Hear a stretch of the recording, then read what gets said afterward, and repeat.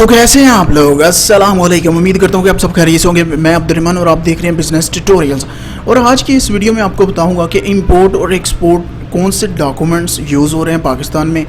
और सभी जगह पे जो एक्सपोर्ट डॉक्यूमेंट्स हैं तकरीबन वो सभी सेम ही होते हैं, लेकिन कुछ कंट्रीज़ की फॉर्मेलिटीज़ हो सकती हैं, कुछ ज़्यादा डॉक्यूमेंट्स की रिक्वायरमेंट हो सकती है।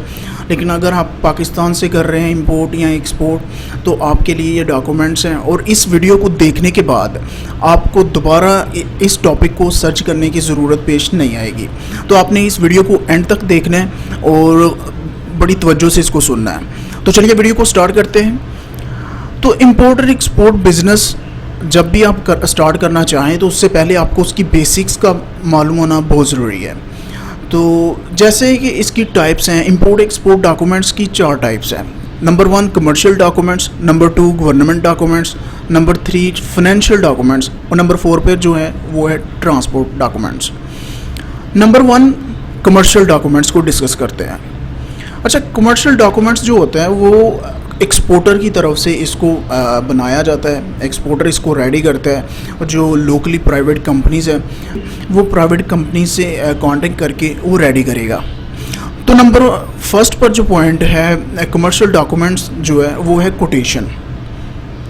अच्छा, कोटेशन जो है वो कोटेशन में एक्सपोर्टर ऑफर करता है इंपोर्टर को कि वो डिटेल सेंड करे, जो रिक्वायरमेंट है उसकी, जो वो चाह रहा है कि मैं आपसे काम करना चाहता हूँ और क्या चीज़ उसकी क्या रिक्वायरमेंट है उसकी।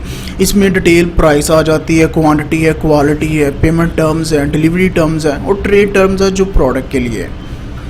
तो नंबर 2 पर जो पॉइंट है वो है सेल्स कॉन्ट्रैक्ट। ये एक ऐसा एग्रीमेंट है, अगर इसको अच्छी तरह से अगर आपने ना किया तो आपको नुकसान उठाना पड़ेगा।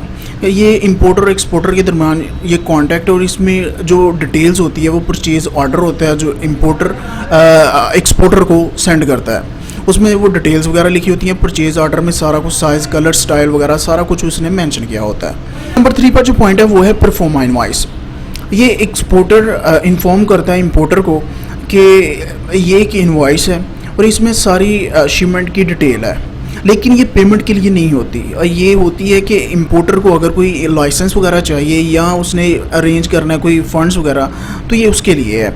इसमें details quantity, quality, weight, size और करैक्टरिस्टिक्स वगैरह अबाउट प्रोडक्ट, जो भी इसके फीचर्स हैं वो जो भी बेनिफिट्स हैं वो सारे इसमें मेंशन किए जाते हैं।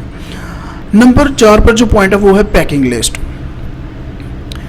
अच्छा, पैकिंग लिस्ट में जो चीज़ें शामिल होती हैं वो ज़ाहिर बात है जो शिपमेंट आपने भेजनी है, जो गुड्स हैं आपकी, उसके मुताबिक सारा कुछ इसमें एक लिस्ट बनाई जाती है कि इसमें गुड्स की पैकिंग इसमें क्या क्या हो सकता है। नंबर हो सकता है प्रोडक्ट का, वेट, डायमेंशन और डायमेंशन जो कॉटन है कैसी आप पैकिंग कर रहे हैं उसकी जो डायमेंशन होगी वो भी मेंशन की जाएगी। सीरियल नंबर हर प्रोडक्ट का होगा, मस्ट होगा।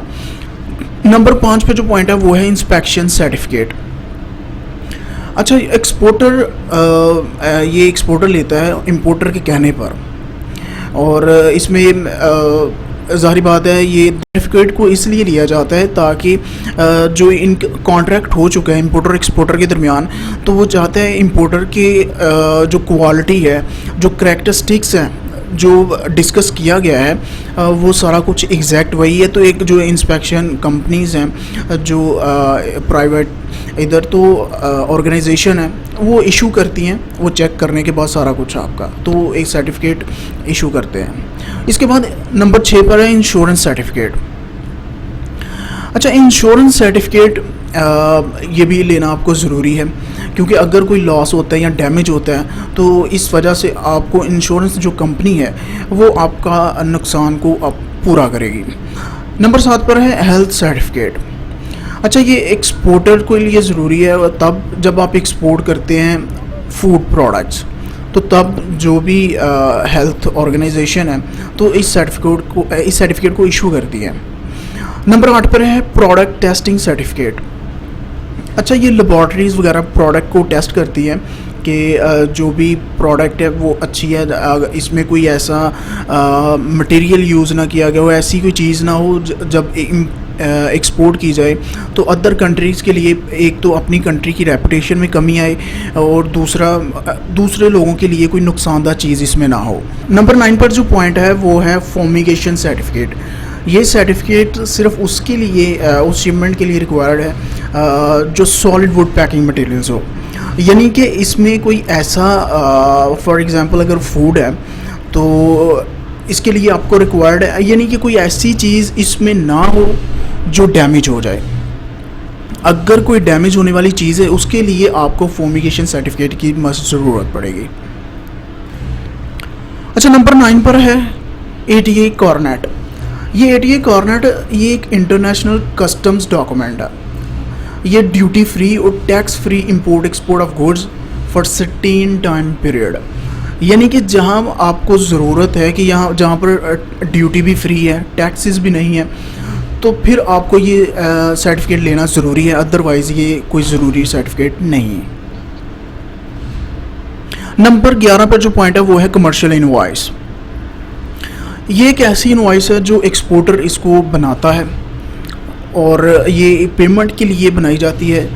जो भी आपने कॉन्ट्रैक्ट किया होगा उसकी बिहाफ पर ये इनवॉइस बनेगी और ये कस्टम क्लियरेंस के लिए इसको यूज़ किया जाता है। तो आगे चलते हैं गवर्नमेंट डॉक्यूमेंट्स। अच्छा, गवर्नमेंट डॉक्यूमेंट्स में NTN नेशनल टैक्स नंबर जो पाकिस्तान में FBR आपको प्रोवाइड कर रहा है, सेल टैक्स रजिस्ट्रेशन जो सेल टैक्स ऑर्गेनाइजेशन है FBR वो भी आपको प्रोवाइड कर रहा है, चैम्बर मेंबरशिप जो आपकी local chamber of organisation chamber of commerce हैं वो आपको प्रोवाइड कर रही हैं, वो भी सर्टिफिकेट आपको चाहिए, ये आपको डॉक्यूमेंट ज़रूर चाहिए। इंपोर्ट एंड एक्सपोर्ट लाइसेंस ये पाकिस्तान में ज़रूरी नहीं है। सेल टैक्स जो रजिस्ट्रेशन आप करवाते हैं वही यहाँ पर इंपोर्ट लाइसेंस पाकिस्तान में उसी बिहाफ पर इंपोर्ट करते हैं आप, और export licence is not needed for export. Export licence आपको चाहिए ही नहीं। नंबर 5 पर जो पॉइंट है वो है इंपोर्ट एक्सपोर्ट डिक्लेरेशन। ये कस्टम जो डायरेक्टर है वहाँ पर वो जब भी आप ड्राई पोर्ट पे एंट्री होती है आपकी, जब कस्टम वो चेक करते हैं, क्लियरेंस होती है, तो यहाँ वो रेडी करते हैं कि हाँ आप पोर्ट पर जाते हैं, शिप के लिए रेडी है, आप भेज देते हैं पोर्ट पर, तो तब आपको ये ज़रूरी है इंपोर्ट और एक्सपोर्ट दोनों के लिए, क्योंकि इसमें मेंशन होता है। क्या मेंशन होता है इसमें? शिपमेंट के बारे में सारी डिटेल्स मेंशन होती है, इस प्रोडक्ट कौन सी है, क्वांटिटी कितनी है, डेस्टिनेशन किस जगह पर आप भेजना चाह रहे हैं इसको, तो ये सारा कुछ इसमें मेंशन होता है। तो इस वजह से ये आपको ज़रूरी होता है। पर 6 पर जो पॉइंट है वो है सर्टिफिकेट ऑफ ओरिजिन। ये चैम्बर ऑफ कॉमर्स इशू करता है और जो ट्रेड अथॉरिटीज़ हैं वो इसको इशू करती है, और इसका ये इसलिए ज़रूरी होता है कि जो भी आप प्रोडक्ट बना रहे हैं, जो मैन्युफैक्चरिंग हो रही है वो इस कंट्री की है, तो इस वजह से आपको ये भी ज़रूरी होता है। तो नेक्स्ट चलते हैं फाइनेंशियल डॉक्यूमेंट्स की तरफ। तो बैंक अकाउंट फाइनेंशियल डॉक्यूमेंट्स में आता है, तो जो आपने बैंक अकाउंट, आपने अपना बिजनेस अकाउंट, जो आपको करंट अकाउंट आपने ओपन करो। अच्छा, नंबर 2 पर है डॉक्यूमेंट्री क्रेडिट। ये डॉक्यूमेंट्री क्रेडिट ये इंपोर्टर रिक्वेस्ट कर रहा होता है एक्सपोर्टर को, और ये दोनों बैंक के दरमियान होता है, यानी कि इंपोर्टर अपने बैंक को कह रहा होता है कि वो श्योरिटी दे एक्सपोर्टर के बैंक को, और एक्सपोर्टर दोनों फिर बैंक्स, इंपोर्टर एक्सपोर्टर के बैंक दोनों कांटेक्ट करते हैं और उनका आपस में सारा कुछ मामला तय पाते हैं कि हाँ बिल्कुल श्योरिटी होती है कि आपको ये पेमेंट मिल जाएगी। बिल नंबर 3 पर है बिल ऑफ एक्सचेंज।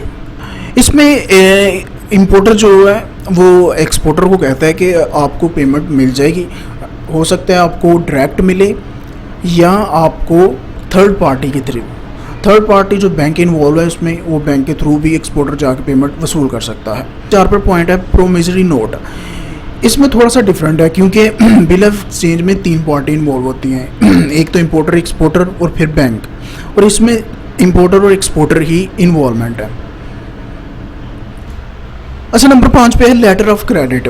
अच्छा, ये इंपोर्टर की बिहाफ पर एक्सपोर्टर को इशू किया जाता है और इंपोर्टर अपने बैंक को कहता है कि वो बात करे एक्सपोर्टर के बैंक से, तो फिर एक्सपोर्टर के बैंक को इशू की जाती है LC, लेटर ऑफ क्रेडिट, यानी कि पेमेंट की गारंटी के लिए कि पेमेंट का कोई इशू ना हो, इस वजह से ये एक सिक्योर मेथड है। और लेटर ऑफ क्रेडिट जो है कि आपको पेमेंट मिल जाएगी, ये एक्सपोर्टर के लिए भी एक सिक्योरिटी है और ये बेटर है बिल ऑफ एक्सचेंज से और प्रॉमिसरी नोट से।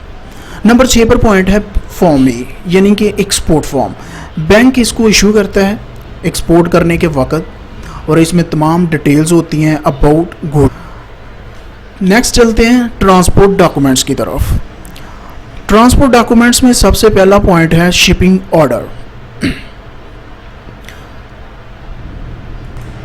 अच्छा, शिपिंग ऑर्डर डॉक्यूमेंट जो है वो शिपिंग कंपनी इसको इशू करती है, इसको प्रिपेयर करती है जो कार्गो होती है उस बिहाफ पर। और ये डॉक्यूमेंट्स आप एयरवे बिल के लिए भी यूज़ किया जाता है इसको, और सी के भी लिए इसको यूज़ किया जाता है। नेक्स्ट है bill of lading. Bill of lading जो है ये शिपिंग कंपनी इसको इशू करती है और बिल ऑफ लैडिंग ये बताती है हमें कि गुड्स को लोड कर दिया गया है शिप पर और अब जाने के लिए वो तैयार है, यानी आउट ऑफ कंट्री जहाँ आप एक्सपोर्ट करना चाह रहे हैं वहाँ पर जाने के लिए रेडी है। फिर नंबर 3 पर है एयरवे बिल, यानी एयरवे बिल ये डॉक्यूमेंट अगर आप सी भेजते हैं तो जैसे कि बिल ऑफ लैडिंग, तो इसी तरह ये एयरवे बिल आप जैसे आप एयर से भेजेंगे तो आपको इशू किया जाएगा। नंबर 4 पर है पैकिंग लिस्ट। पैकिंग लिस्ट में शामिल होती हैं चीज़ें, इसमें जो भी गुड्स होती हैं इसमें कंट्री जो ओरिजिन है, कहाँ से आप एक्सपोर्ट कर रहे हैं, जो एक्सपोर्टर होता है उसकी डिटेल्स वगैरह होती है और कंटेनर नंबर होता है, वेट कितना होगा गुड्स का, सारा कुछ जो भी सब कुछ मेंशन किया जाता है। पैकिंग इन्फॉर्मेशन मेंशन होती है इसमें। तो पैकिंग लिस्ट को पैकिंग नोट भी कहते हैं। डिटेल्स है जो भी इंपोर्ट डॉक्यूमेंट्स हैं वो बहुत कम होते हैं, सिर्फ 4 डॉक्यूमेंट्स आप अगर आपके पास हैं तो आप इंपोर्ट कर सकते हैं। उसमें नेशनल टैक्स नंबर है, बैंक अकाउंट है, सेल टैक्स रजिस्ट्रेशन है और चैम्बर सर्टिफिकेट है। इसके बाद अगर आपको एक्सपोर्ट करनी है तो उसकी फॉर्मेलिटी ज़्यादा है, क्योंकि ये जब भी एक्सपोर्टर, क्योंकि आपको बताया कि इंपोर्टर के लिए सिर्फ डॉक्यूमेंट जो हैं वो थोड़े से रिक्वायर होते हैं, बाकी डॉक्यूमेंट्स एक्सपोर्टर प्रिपेयर करता है ई, और ये डॉक्यूमेंट्स हैं जो रिक्वायर्ड हैं अगर आप एक्सपोर्ट करना चाह रहे हैं पाकिस्तान से।